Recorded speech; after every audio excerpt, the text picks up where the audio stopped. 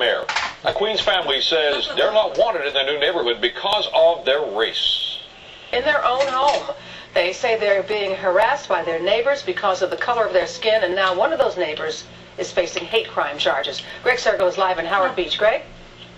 Sue, let's stress, there's only been that one incident documented by the NYPD, but it has been labeled a hate crime. And as you can see behind me, police are now on scene here round the clock to keep order.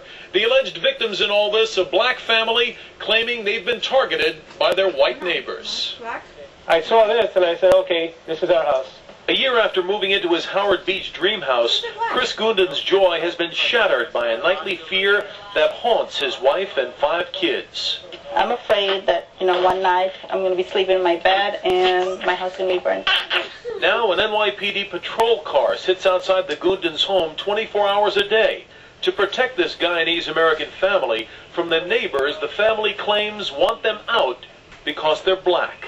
We had an incident, the guy said, you're not from here, you don't belong here, this, we're going to kill all of you, whatever. A 19-year-old neighbor, Michael Hussey, is now charged with a hate crime for allegedly making those threats. A couple entering Hussey's home had no comment.